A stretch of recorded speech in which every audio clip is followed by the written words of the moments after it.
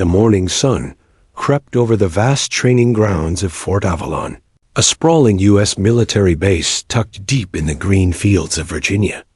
Dew glistened on the grass, and the faint echo of gunfire from a distant range rolled through the still air. Recruits, half awake but pretending otherwise, gathered near the main shooting range, rifles slung across their backs, chatter rising like restless birds. Among the fresh faces and loud voices, one figure stood apart, Sergeant Emily Harper. She wasn't new to the base, but to these men, she might as well have been invisible. Her calm presence contrasted sharply with the boisterous energy around her. Dressed in standard fatigues, her cap pulled low over her short brown hair, she seemed almost plain at first glance. Yet there was a sharpness in her eyes, the kind of focus that didn't belong to a beginner. But no one noticed that. They noticed the patch on her uniform, an older one, faded, without the distinct insignia that would mark her as part of an elite division. They noticed she wasn't saying much. And worst of all, they noticed she was a woman in a room full of swaggering young men who thought they already knew everything about war. "Who's the new sergeant?" Private Danvers asked, elbowing the guy next to him. "She logistics or medical?" The man shrugged, smirking. "Probably admin. Look at her, not even carrying her rifle right." Emily heard them, of course. Years of combat had sharpened her hearing to pick out a whisper from across a firefight. But she said nothing. Instead, she adjusted her stance, tightening the strap on her sling. The range instructor, Master Sergeant Keller, blew his whistle and barked. "All right, you loudmouths, listen up."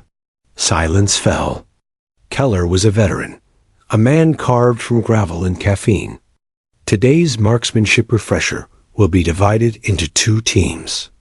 We'll see who still remembers which end of the rifle points forward. He smirked as laughter rippled through the recruits. He scanned the group. "We have a guest observer today, Sergeant Harper." Every head turned.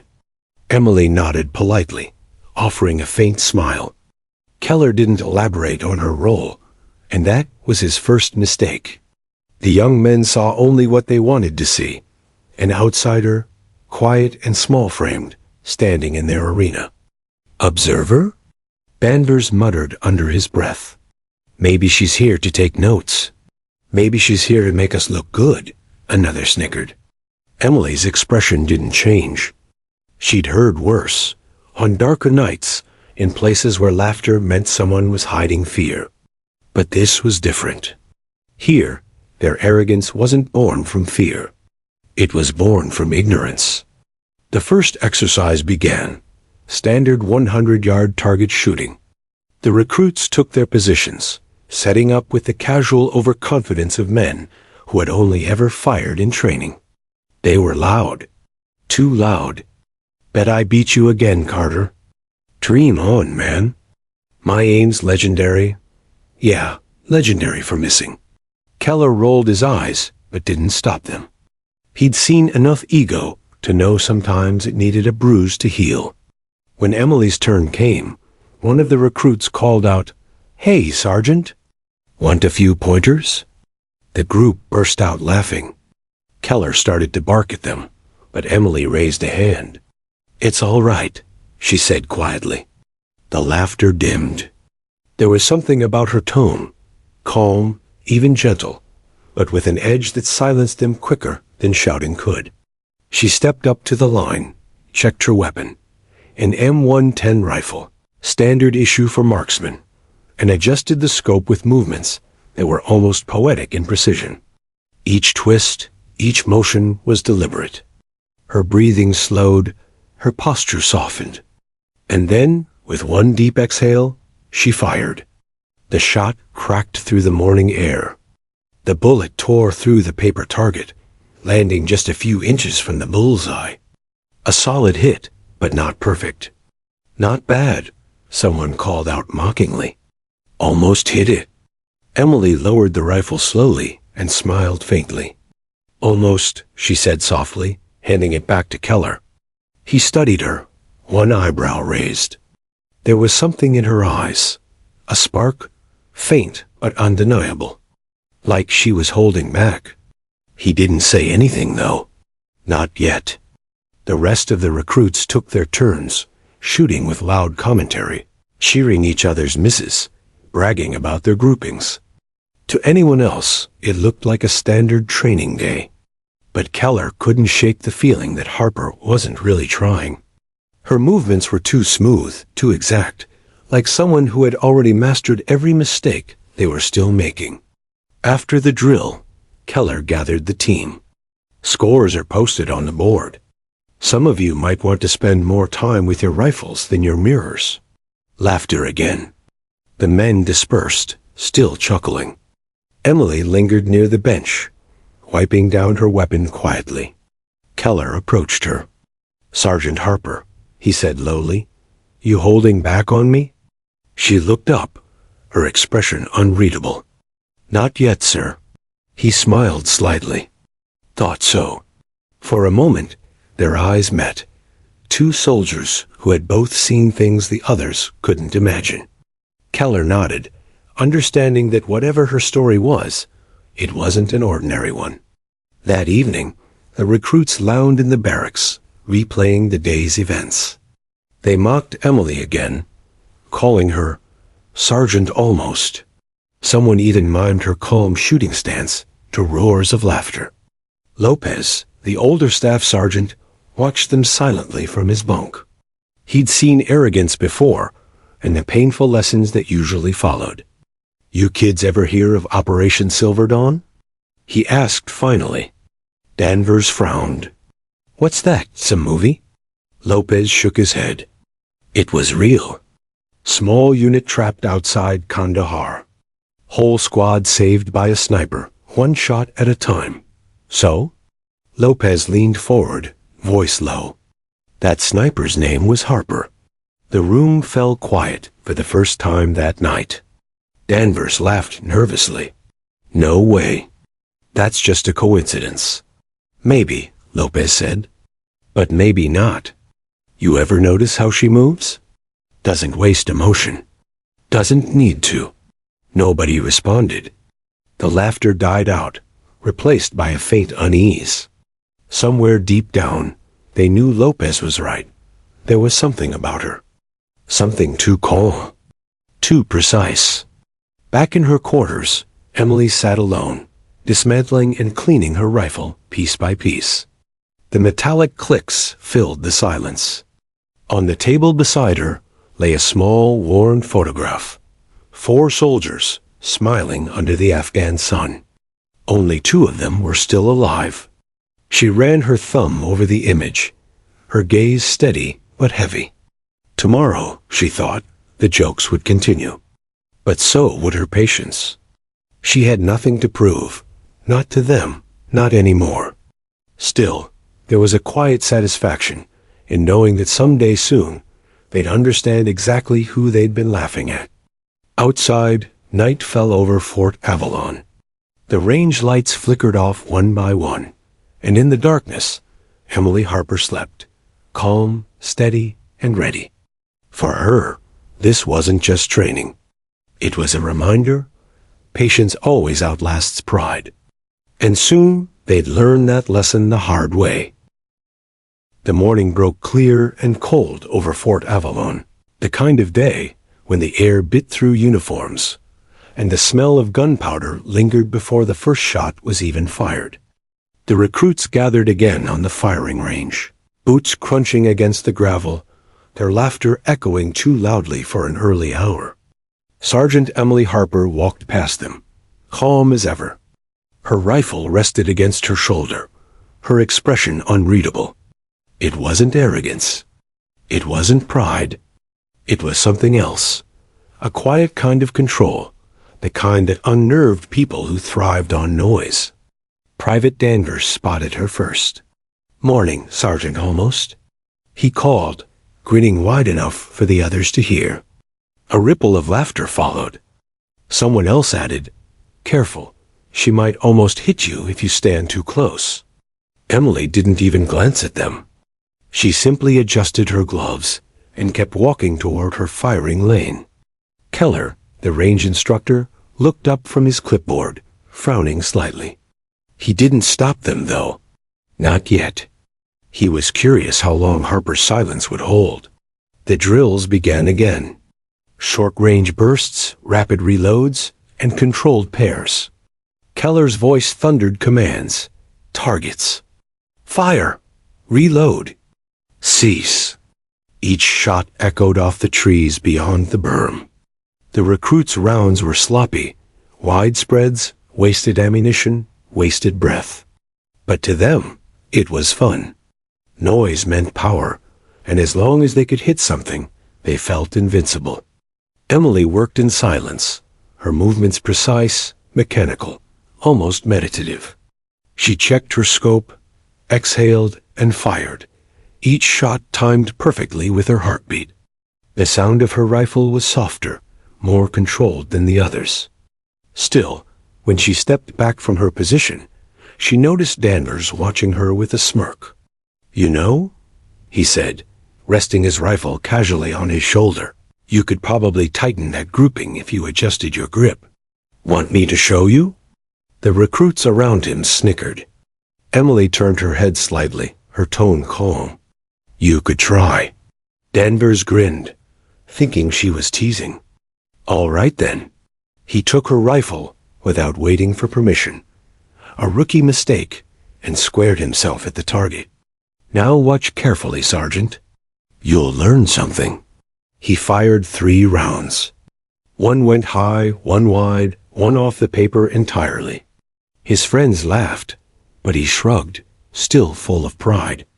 "Scope's off," he muttered, handing the rifle back. Emily accepted it silently, made a single adjustment to the scope, one click, then took position again. The recruits leaned closer.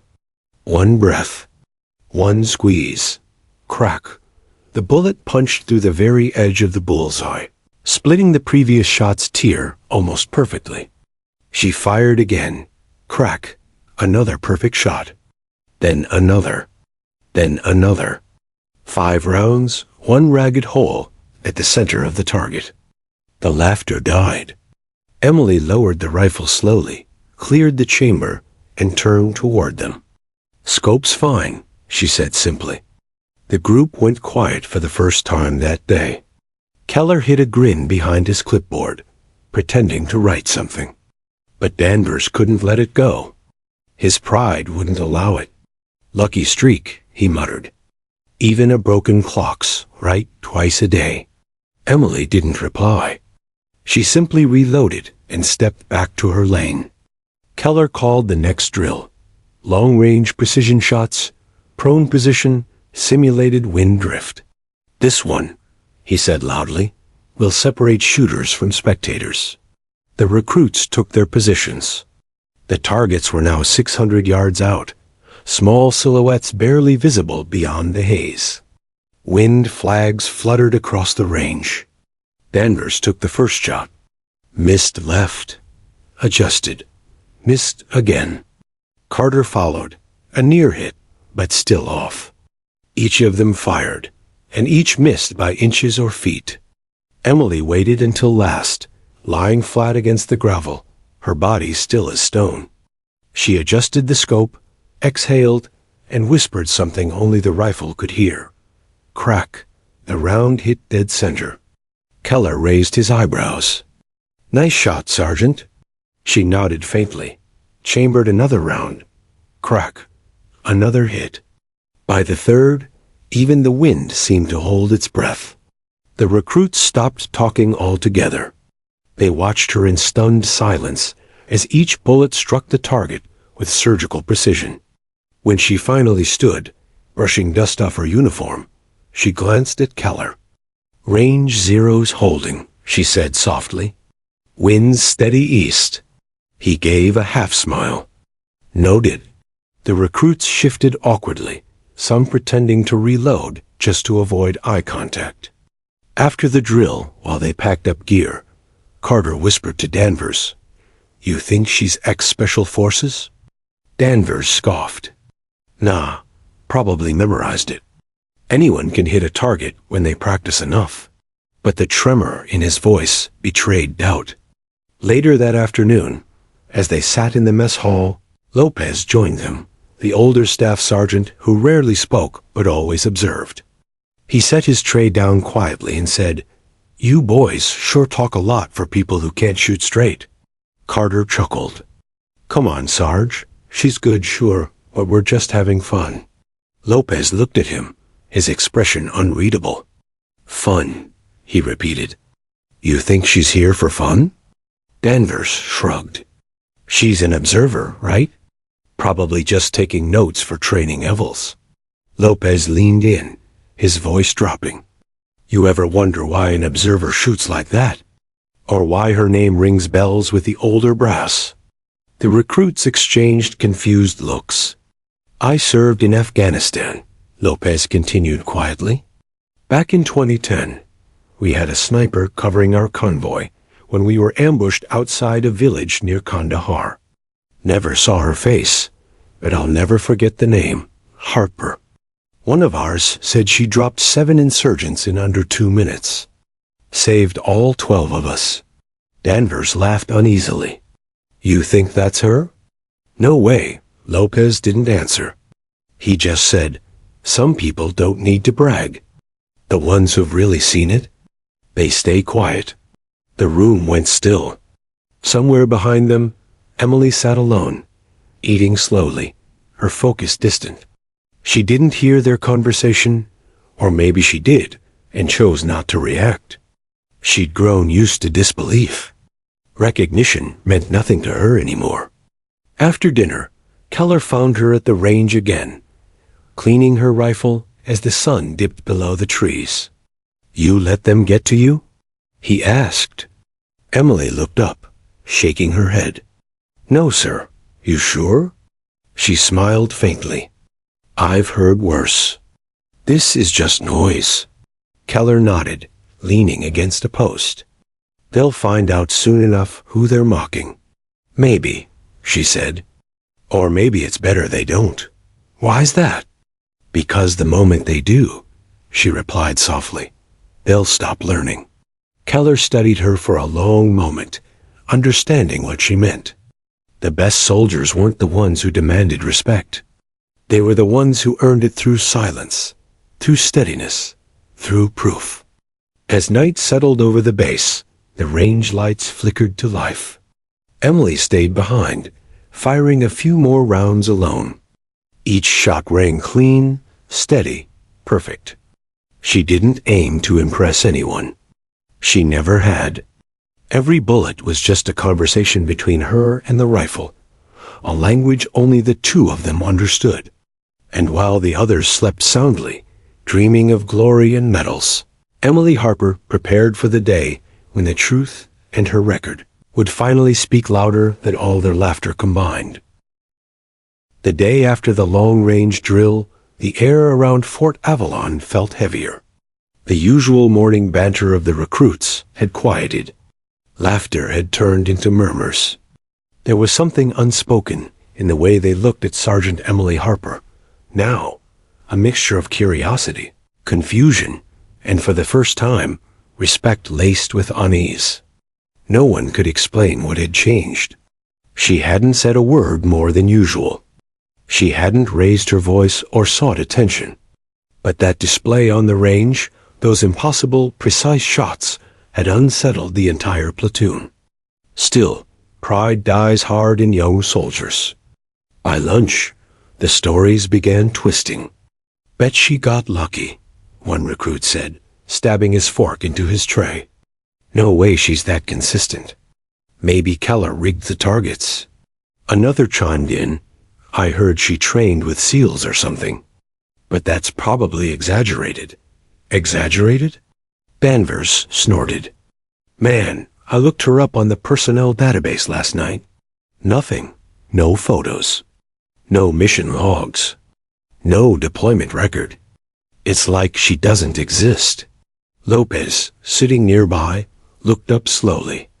"You tried looking her up?" "Yeah," Danvers said defensively. "Why not?"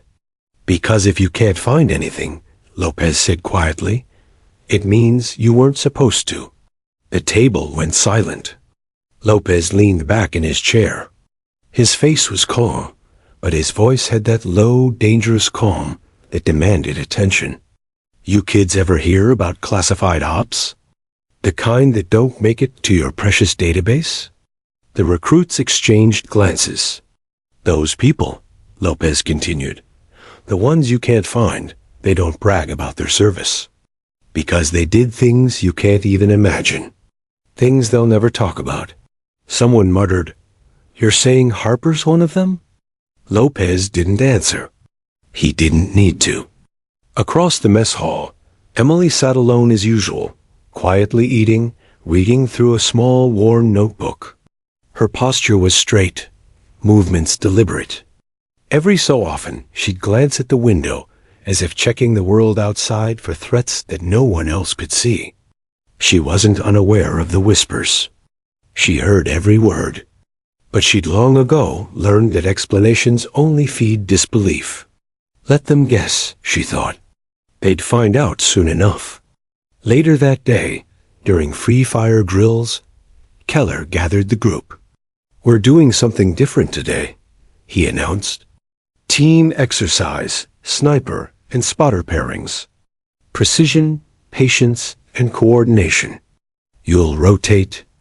Harper, you're with Danvers." The recruits exchanged smirks.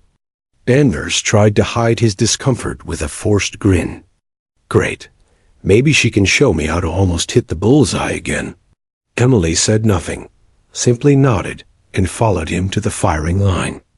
They set up side by side, the mid-afternoon sun blazing down, wind cutting across the open field. Danvers looked through the spotting scope while Emily adjusted her rifle. "Wind's light," he said, half distracted. "Maybe 2 knots, southeast." Emily looked through her scope. 4 knots. "Southwest," she corrected gently. He frowned. "You sure?" She didn't reply. She fired. Crack, the bullet struck dead center.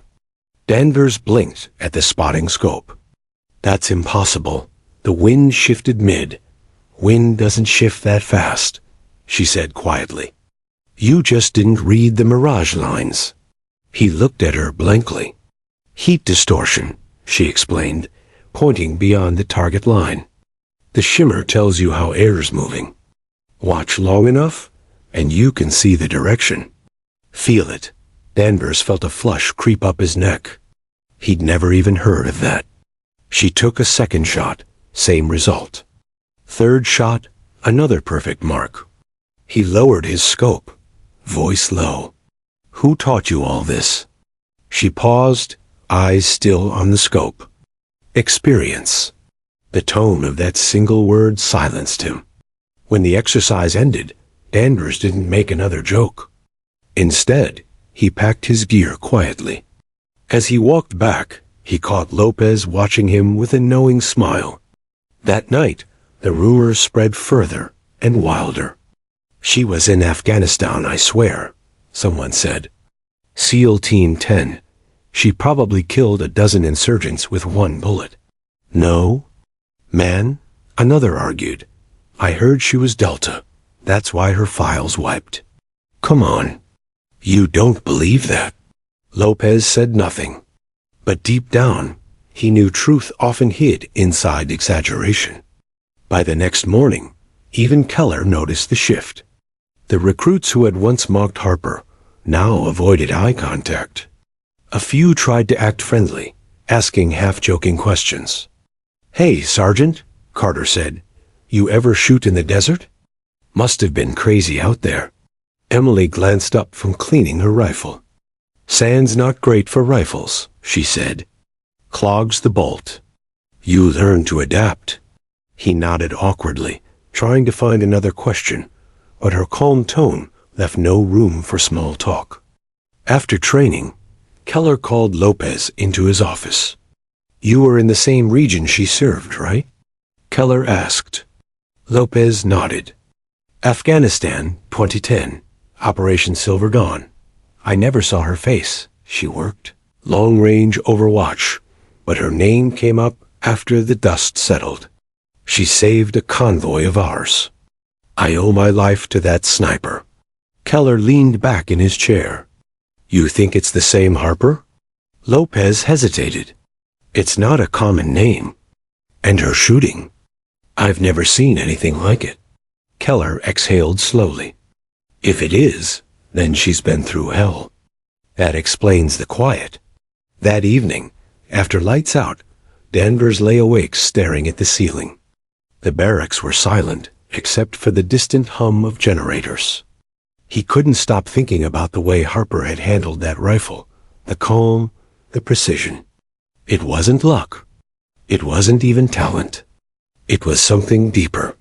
Something learned through years of surviving what others couldn't. He turned over and whispered, Lopez. You think she really... Yes, Lopez said quietly from the bunk below. I do. Danvers swallowed hard. Then why is she here, with us? Lopez's answer came after a long pause.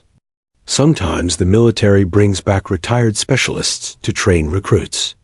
And sometimes, he said softly, they just can't let go of the ones who are too good to lose. Outside, the night wind brushed against the barracks windows. Somewhere downrange, a single gunshot echoed faintly. The sound was clean, deliberate, a single perfect shot. Danvers sat up, heart pounding. Did you hear that? Lopez smiled faintly in the dark. Yeah, she's still awake.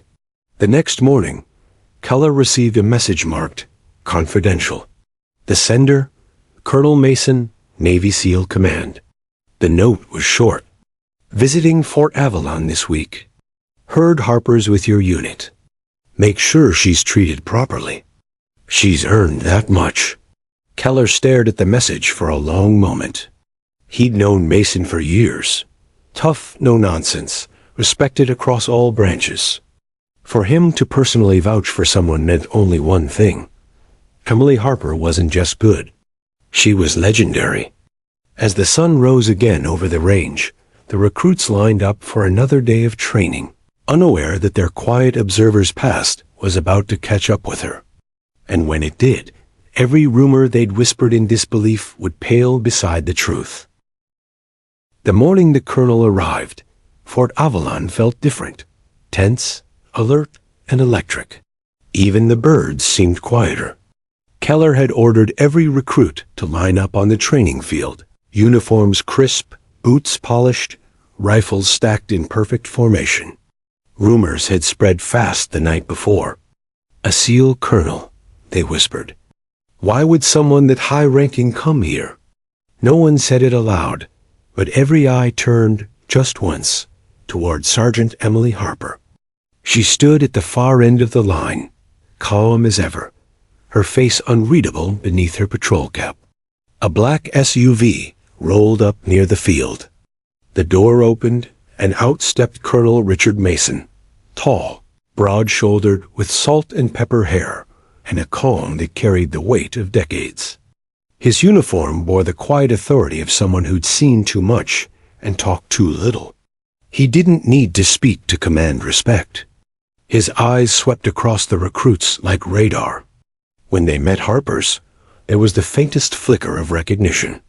Sergeant Harper, he said finally, voice deep and steady. It's been a long time. A murmur ran through the line. Harper saluted sharply. Yes, sir? 12 years, sir. Mason's lips twitched into something that was almost a smile. Still counting, huh? Yes, sir, always. Keller, standing beside him, tried to hide his curiosity. He'd seen that look before, the silent language of shared battles. Whatever history these two had, it wasn't casual. Mason turned to the recruits. At ease. They relaxed, though none dared move too much. The colonel's presence demanded stillness. I came here, Mason began, because I heard there's a sniper on this base who put every one of you to shame in under 5 minutes. And I wanted to see if the stories were true. A ripple of uneasy laughter moved through the group. Mason's eyes flicked toward them, and it stopped instantly. He nodded at Harper. "Show me what you've been teaching them." She didn't hesitate. With practiced calm, she moved to the range, assembled her rifle, a modified M2010 enhanced sniper rifle, in less than 30 seconds. Every click, every motion was clean, precise, deliberate. Mason watched quietly. Then he pointed toward the farthest target, nearly 1,200 yards away. "Wind's bad today. Let's see what you can do." Harper adjusted her scope, checked the mirage lines, and fired. Crack. Dead center. The recruits gasped. Keller crossed his arms, trying not to smile. "Again," Mason said. She fired again. Another perfect hit. Then he turned to the recruits. "Who's your best shot?" Lopez raised his hand, stepping forward. "That'd be me, sir." "Good. Let's make this interesting." Lopez, 800 yards. Sergeant Harper, same distance. 3 shots. "Time it." Lopez nodded, setting up his rifle. Harper said nothing. When Keller signaled, both began. Lopez fired quickly. 1, 2, 3. But Mason's trained eye caught the small tremors in his breathing. Harper, meanwhile, waited between each shot, patient as stone. When the smoke cleared, Lopez had 2 hits, one slightly off-center. Harper had 3 clean bullseyes. Mason clapped once. "Lopez, not bad, Harper." Still steady as ever. Lopez lowered his weapon, a respectful smile breaking across his face. "Sir," he said quietly, "she's something else." Mason looked at him. "You're right, son. She is." The colonel dismissed the recruits for a short break, then motioned for Keller and Harper to follow him to the command office. Inside, Mason removed his cap and placed it on the table. His expression softened. "How've you been, Emily?" Harper hesitated. It wasn't often someone used her first name anymore. "Managing, sir." He nodded. "I didn't know they brought you back into active rotation." "They didn't," she said. "Volunteered." Mason studied her. "You could have retired with honors. You earned that right. Why come back?" She looked out the window, where the recruits were laughing faintly in the distance. "Because too many of them die before they ever learn how to stay alive. I figured I could change that." Mason smiled faintly. Still thinking like a sniper, long game, small targets. Keller watched quietly, realizing he was witnessing something profound, the meeting of 2 ghosts from wars that had never really ended. Mason's voice grew quieter. "Do they know what you did?" Harper shook her head. "They don't need to. They just need to learn." Still humble, Mason said. Then, after a pause, "I read your record again before I came. Kandahar, 2010. 17 confirmed kills in 48 hours. You took out a mortar crew that had pinned down my team. You saved us. You remember that?" Harper nodded slowly. "I remember the dust more than anything.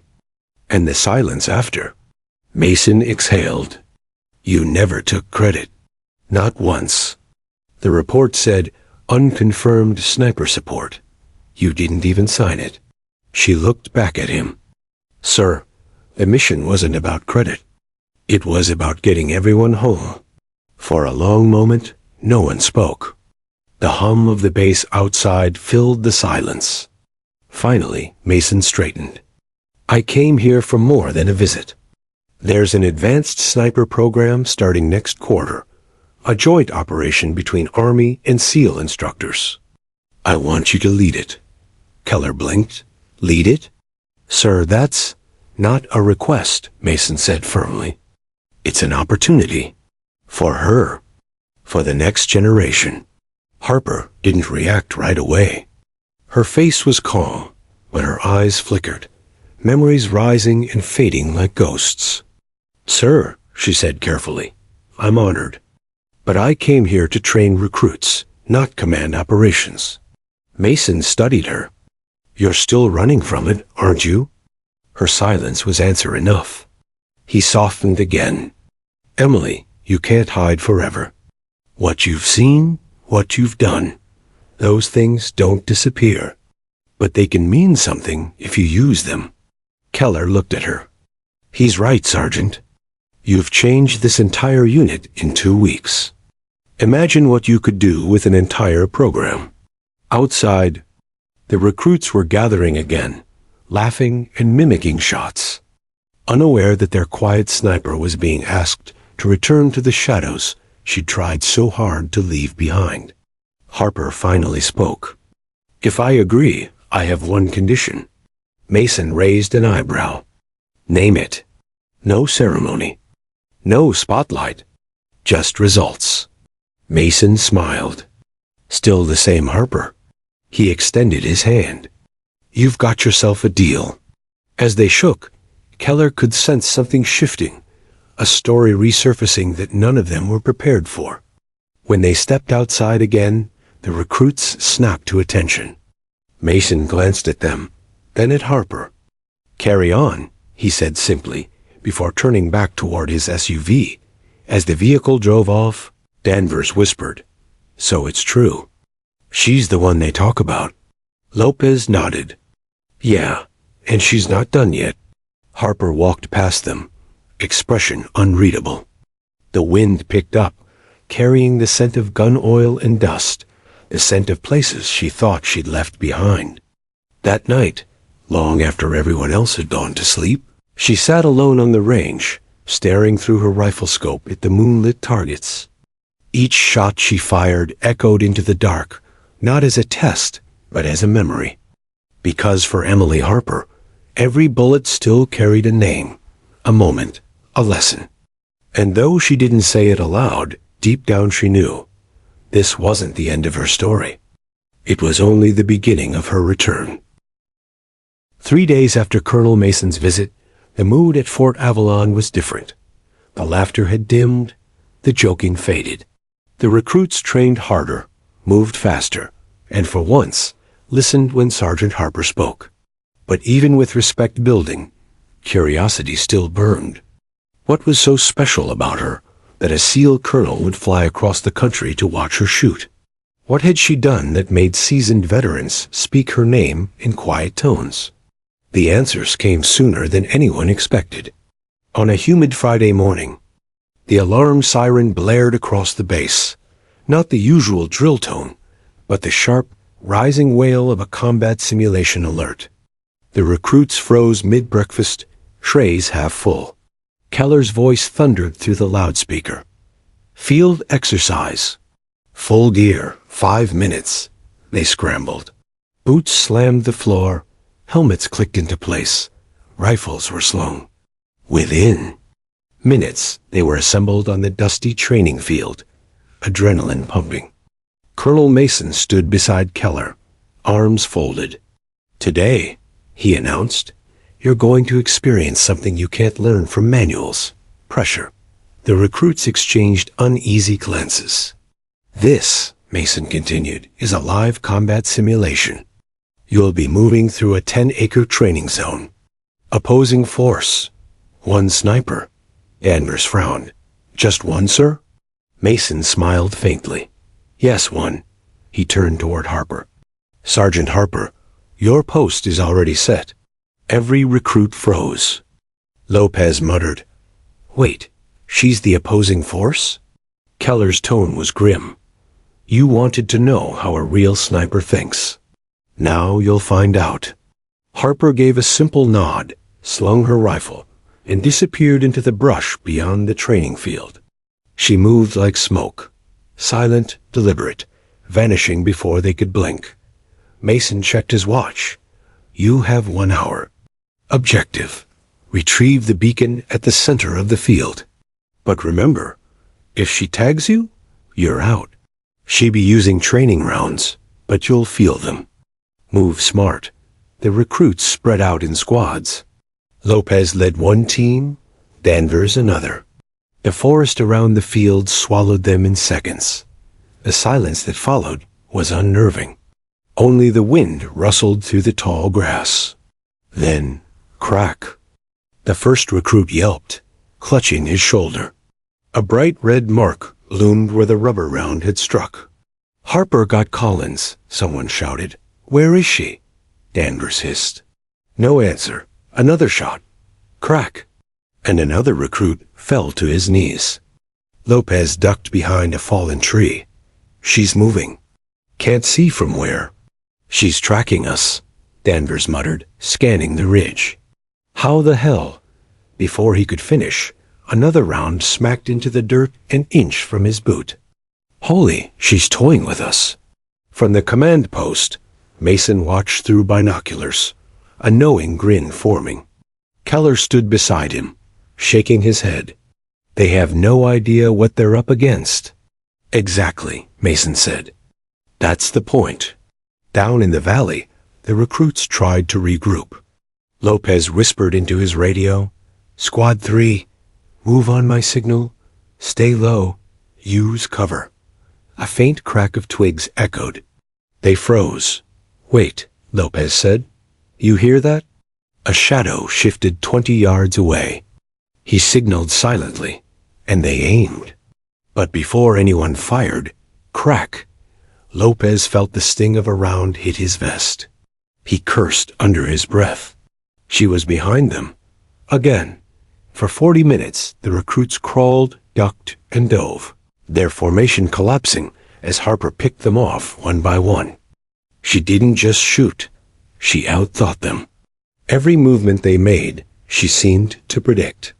Every piece of cover became a trap. When only Danvers remained, he sat behind a rock, sweat pouring down his face. His heart hammered as he scanned the tree line. Then he heard her voice, calm, steady, carrying through the wind. "Your scope's too high." He froze.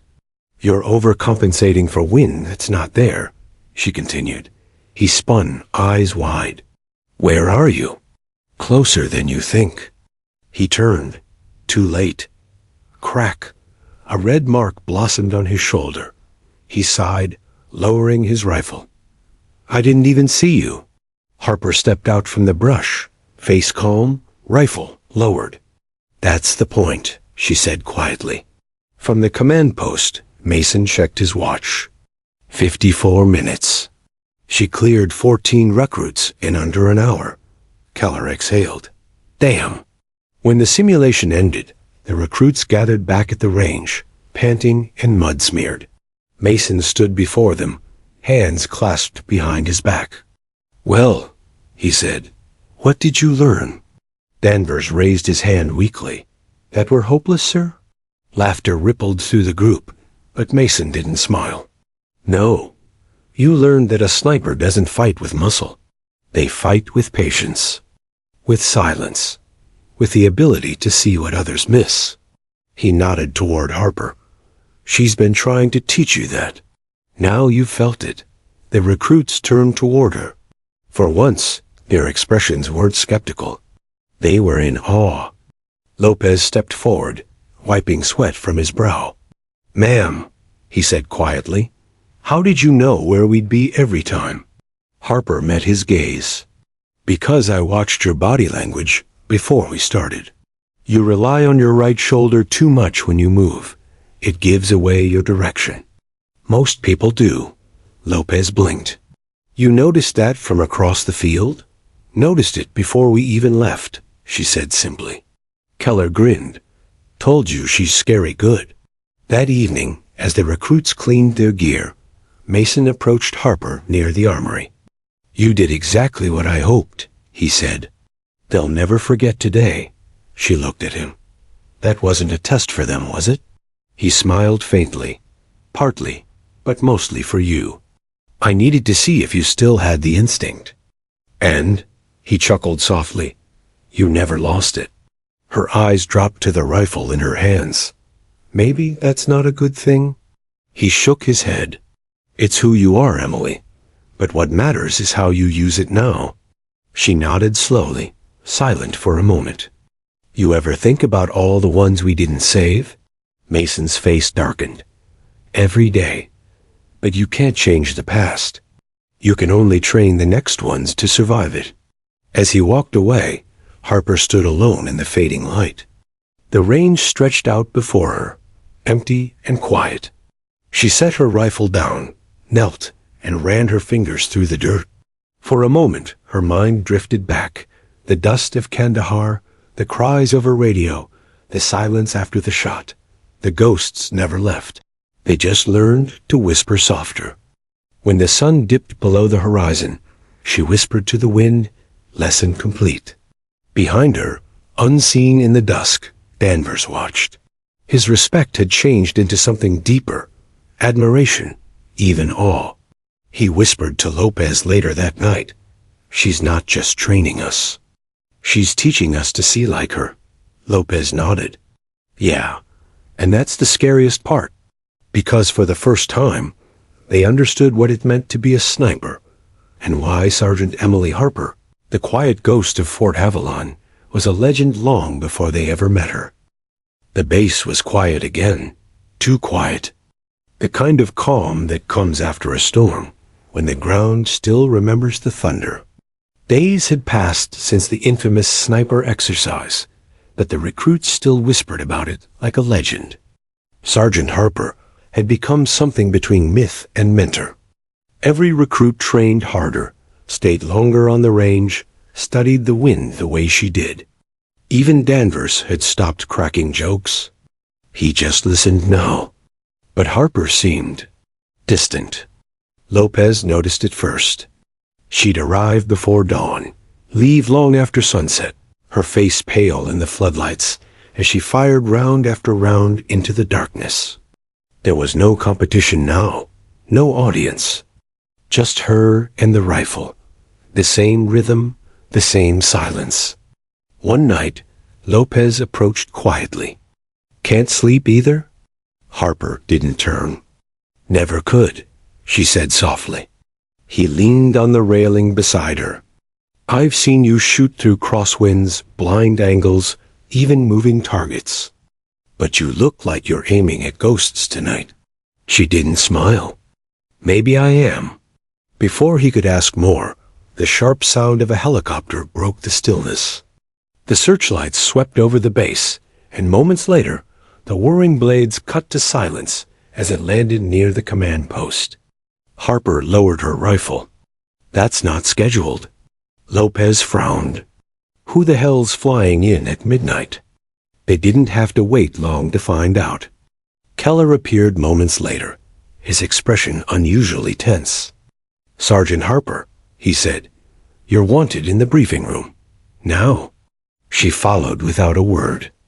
Inside the dimly lit operations center, Colonel Mason stood with two men in black tactical uniforms. The insignia on their shoulders wasn't standard Army, Joint Special Operations Command. Harper recognized it instantly. Her heart tightened. Mason gave her a measured look. "Emily, these men are from JSOC. They need your expertise." One of the operatives stepped forward. "Sergeant Harper, we've got a situation. A high-value target resurfaced near Tucson. Former insurgent commander, believed dead for years. But he's alive, and he's brought something worse with him." Harper crossed her arms. "You've got teams for that. Why come to me?" The man's eyes hardened. "Because you're the last one who faced him. You took the shot that was supposed to end him." For a moment, the room seemed to shrink. Harper's jaw clenched. "Name?" "Qasim al-Farid." The words hit her like a blow. Memories flooded in. The dunes of Kandahar, the burning convoy, the screams through static. The shot she took through the dust. The man who never stayed dead. "I saw the body," she said flatly. "Apparently, you saw wrong," the agent replied. Keller and Mason exchanged uneasy glances. Mason stepped forward. "Emily, this isn't an order. It's a request. You can refuse." She stared at the mission dossier on the table. Photos, satellite images, intercepted communications, all too familiar. Lopez's words from earlier echoed in her mind. You look like you're aiming at ghosts. She sighed. When do we leave? Mason's shoulders dropped with relief. Tomorrow at 0600, small unit insertion. You'll act as overwatch. Keller frowned. Sir, she's here as an instructor, not a field operative. Mason gave him a steady look. You think I don't know that? But she's the only one who's seen this man in combat. The rest of us are blind. Keller didn't argue. He knew better. When the others left, Mason lingered. You don't have to do this, Emily. I do, she said quietly. If he's alive, it means the job wasn't finished. He nodded slowly. Then finish it. But promise me something. Come back this time. She gave a faint, humorless smile. No promises, sir. By dawn, she was packed and ready. Her gear was stripped of rank insignia, her rifle freshly cleaned. Lopez spotted her near the helipad, wearing desert camo for the first time since she'd arrived at Avalon. You're leaving? He asked, stunned. She hesitated. Temporary assignment. Right, he said. And I'm the president. She almost smiled. It's classified, Lopez. He stepped closer. Ma'am, if it's dangerous, you don't have to prove anything to anyone. You already did. Her expression softened. I'm not doing this to prove anything. I'm doing it because I didn't finish the first time. The rotors began spinning, dust swirling around them. Lopez shouted over the roar, Will you come back? She looked at him, eyes calm but distant. I always come back. Then she boarded the helicopter and was gone. 12 hours later, under the burning Arizona sun, the team moved into the canyons. Mason's field unit monitored from a command tent miles away. Overwatch in position. Harper's voice came through the comms. From her vantage point high on a ridge, she scanned the valley below, crumbling structures, rusted vehicles, and the faint heat signatures of men moving in the shadows. The voice in her earpiece crackled. We've got visuals on 3 tangos, 200 meters north. Copy that, she replied. Wait for my mark. She adjusted her scope, the familiar hum of focus washing over her. Her breathing slowed, the world narrowing to the crosshair. She fired once. Target down. Then twice more. 2 more bodies dropped. Clear, she said. But as the unit advanced, a flash of movement caught her eye. A figure on the far ridge, watching through binoculars. Even from this distance, she recognized the scar that ran from the man's temple to his jaw. Qasim al-Farid, alive. Her pulse quickened. Mason, I have eyes on the target. The explosion cut her off. The ridge beneath her erupted in a blast of dirt and fire. She hit the ground hard, her rifle skidding away. The comms filled with static. Harper, do you copy? No response. She rolled, coughing through the dust. Her ears rang. Somewhere below, gunfire erupted. The ambush had begun. Damn it, she hissed, dragging herself behind cover. Her rifle was bent, scope cracked. But she wasn't done yet. She pulled her sidearm, eyes scanning the ridges. The figure was gone. Then a voice echoed through a portable radio lying half-buried nearby, a voice she hadn't heard in 15 years. Miss Harper, the voice purred in accented English. Still breathing, I see. I thought I ended that story long ago. Her grip tightened. You should have stayed dead. The voice laughed softly. We both should have. She looked toward the smoke rising from below, toward the chaos of the ambush. Mason, she called into her broken radio. I'm going after him. Negative? Mason's voice crackled faintly. Fall back, but she was already moving. That night, back at Fort Avalon, Keller and the recruits waited for updates. None came. The radios were silent. Lopez sat on the steps of the barracks, staring at the dark horizon. "She's out there, isn't she?" Danvers said quietly. Lopez nodded. "Yeah, and if I know her, she's not coming back until it's done." In the desert, under a cold moon, Harper tracked the faint footprints through the dust. Each step felt like a heartbeat from another lifetime. When she reached the ridge, she saw him, Kasim, standing by a burnt-out truck, smiling as if he'd been expecting her. "You were always predictable," he said. She raised her weapon. "So were you?" He tilted his head. "You won't kill me." "Not this time." Her voice was steel. "Watch me." A single shot echoed through the desert night. Sharp, final, perfect. Then there was only silence. At sunrise, Colonel Mason received a call on his secure line. A soldier's voice came through, breathless. "Sir, we found her. Mission complete. Target neutralized." Mason closed his eyes, relief washing through him. "And Harper?" A pause. "She's alive, sir, barely." Back at Fort Avalon, the recruits watched as the medevac landed. Harper was carried out on a stretcher, pale but conscious. As she passed, Lopez stepped forward. She looked at him weakly and whispered, "Told you, I'd come back." Then she smiled, just barely, before the medics carried her away. The sun began to dip behind the Virginia hills, painting the range in tones of gold and amber.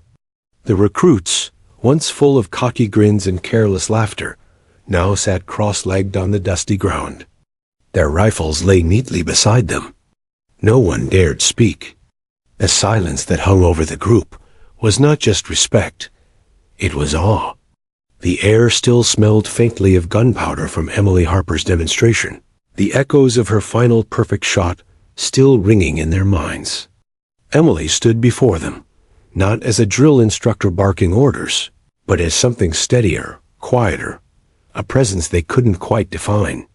Her posture was relaxed, her eyes calm, but there was a gravity about her that demanded attention. The same woman they had mocked a few days earlier now commanded their full focus without raising her voice. "All right," she began, her tone soft but firm. "You've seen how it's done. Now let's talk about what it means." The recruits exchanged uneasy glances. Emily crouched down, picking up a handful of sand. "Out here, every bullet you fire carries a weight. Sometimes it's just a score on a range. Other times..." She let the sand slip through her fingers. ... It's single quotes as a life on the line. The words landed like a shot. No one moved. "People think being a sniper is about killing," she continued. "It's not.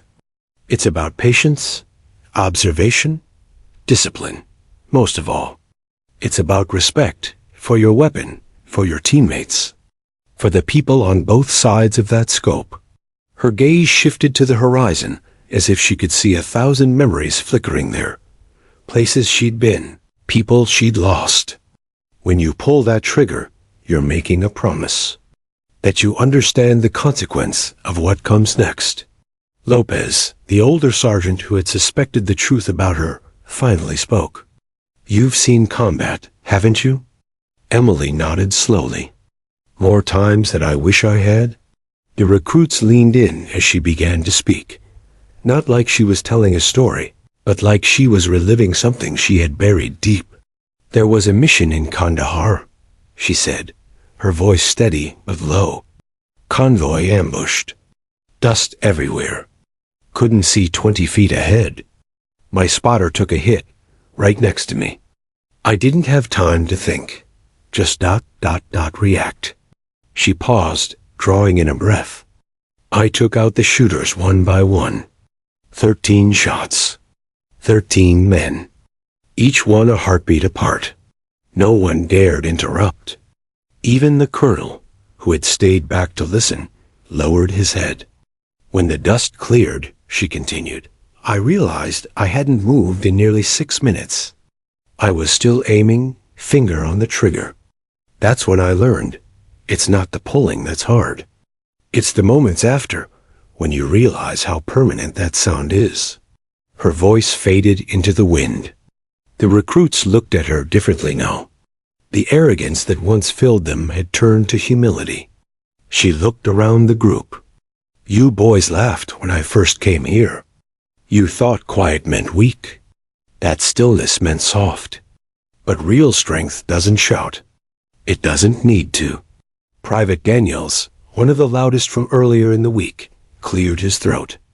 Ma'am, I was out of line. I didn't know. Emily smiled faintly.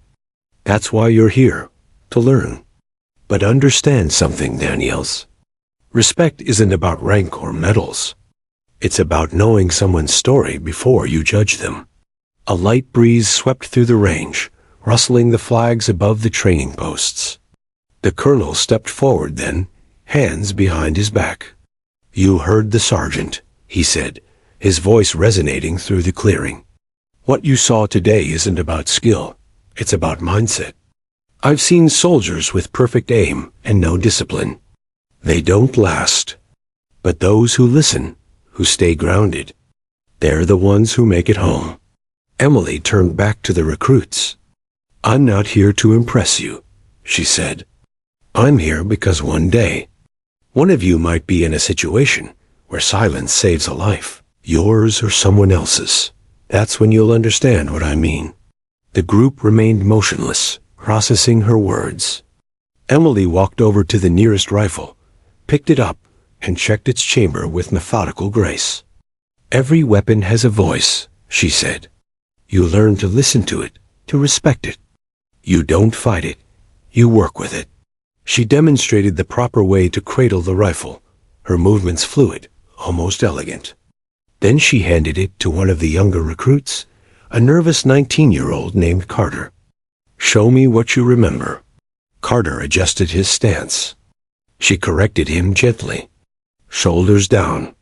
Breathe through your diaphragm, not your chest. Let the rifle settle. Don't rush it. He fired. The bullet hit just shy of the center. Good, she said. Now again, slower. The next shot was dead center. The boy's eyes widened. Emily nodded approvingly. That's the difference between guessing and understanding. The others took turns after him. Each time, Emily offered small corrections, never harsh, always precise. You're tensing your wrist. Exhale fully before you squeeze. You're thinking too much.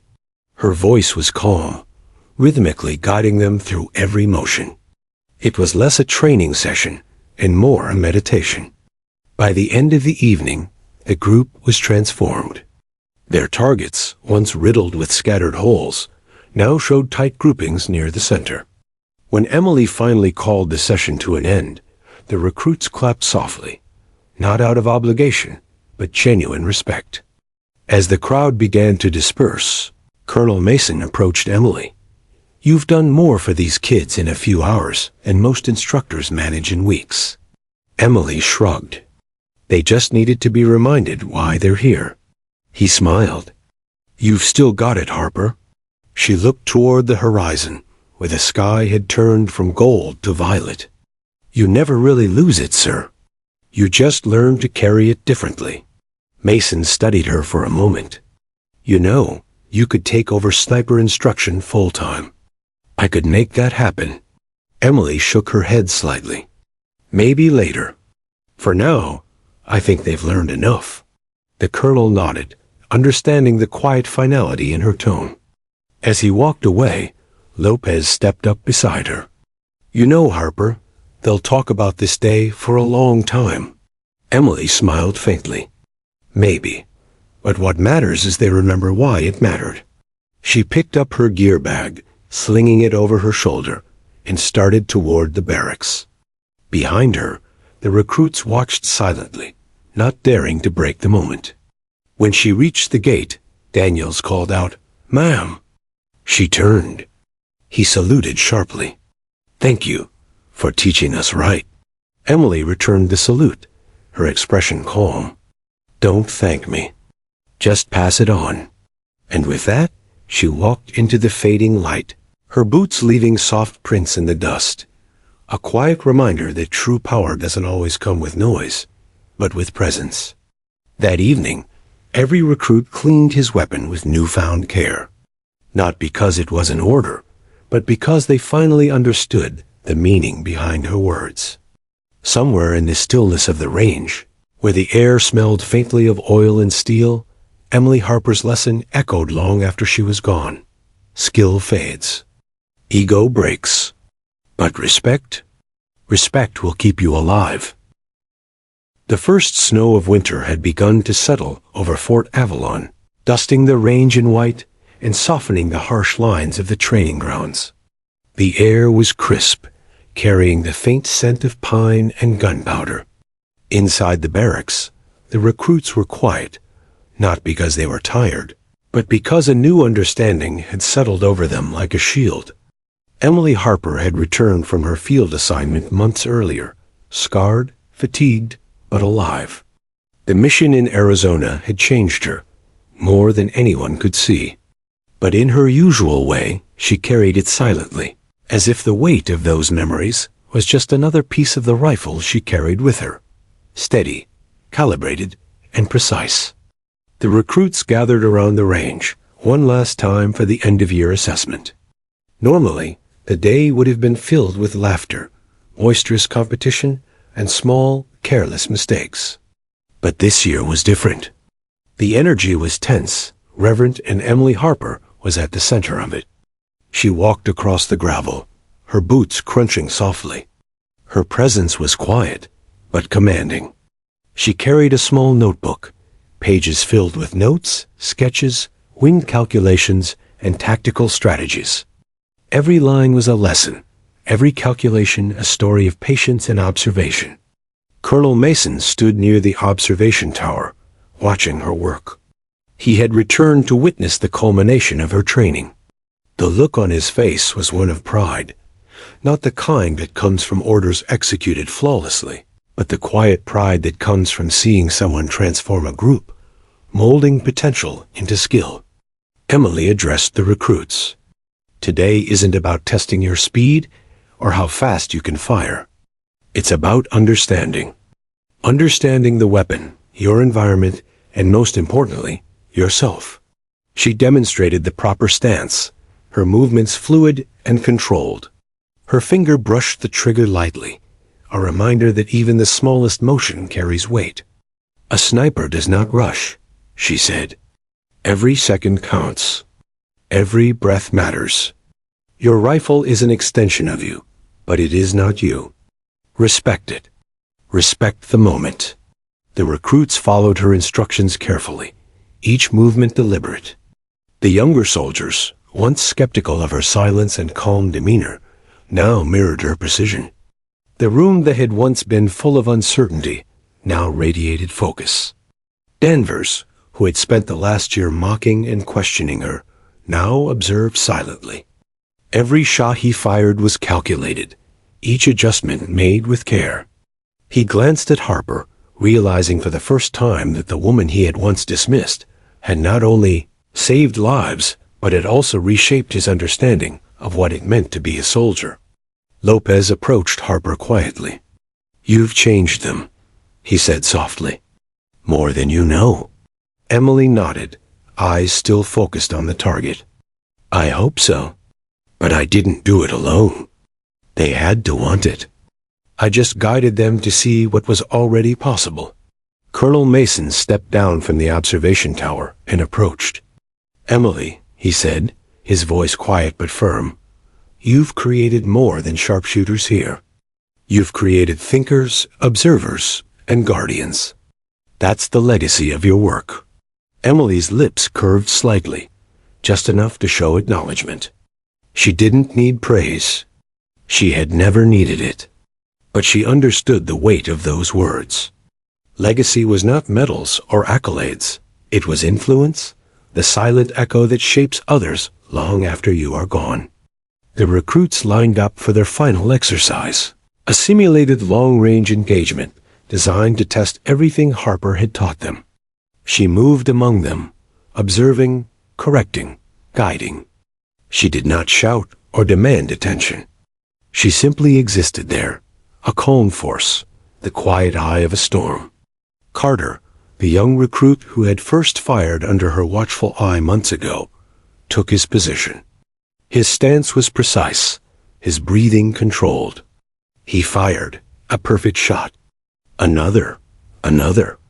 Each impact landed with precision, his confidence now grounded in knowledge rather than fear. Emily watched him and nodded slightly. "Well done," she said softly, barely above the wind. Danvers fired his shots next. Each hit landed closer to the center than any before. He lowered his rifle, eyes wide with realization. "I understand now," he whispered to no one in particular. "It's not just the shot. It's everything around it." By the end of the exercise, every recruit had performed beyond expectations. Their targets showed a level of consistency that no one at Fort Avalon had seen before. The field was quiet, except for the soft crunch of boots on gravel and the distant hum of the wind. Emily gathered the group. "Remember this day," she said, "not because of your skill, but because of what it represents. Discipline, observation, patience, the understanding that the world doesn't wait for hesitation, and that every decision carries consequences. Take this with you, not just for shooting, but for life." The recruits stood in silence. Some nodded. Others simply absorbed her words. For once, there were no jokes, no murmurs, only respect, the kind that cannot be demanded, only earned. Colonel Mason approached Emily once more. "You've taught more than just combat skills," he said. "You've taught responsibility, accountability, and the weight of decisions. That's a rare gift." Emily shook her head. "I didn't teach that. They learned it themselves. I just provided the framework." Mason smiled faintly. "Framework or not, it's a legacy, one that will echo long after today." The recruits began to disperse, some heading back to their bunks, others lingering to review notes or inspect their rifles. Emily stood alone for a moment, gazing across the snow-dusted range. The mountains in the distance were quiet, timeless. She remembered the missions, the dust, the silence after every shot. She remembered the fear and the adrenaline, the weight of responsibility, the lives she had changed, and the lives she had taken. And for the first time in a long while, she felt content. Not because the past was forgotten, but because she had transformed it into something meaningful. Lopez approached, walking beside her silently. "Are you going to stay here now?" he asked. Emily didn't answer immediately. She let her gaze wander across the targets, the hills, the traces of footprints left by countless soldiers in training. "For now," she said finally. "But this is bigger than any one of us. The lessons continue, with or without me." He nodded. "You've done enough. More than anyone could ask."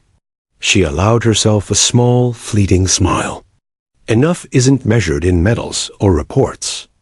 It's measured in lives saved, in lessons passed on. That's why we keep going. As she walked back toward the barracks, the wind carried the faint sound of laughter, not the careless laughter of the recruits who had mocked her long ago, but a new, quiet laughter of camaraderie, respect, and understanding. Emily Harper had become a legend, not because of the shots she fired, but because of the silence she commanded and the lessons she instilled.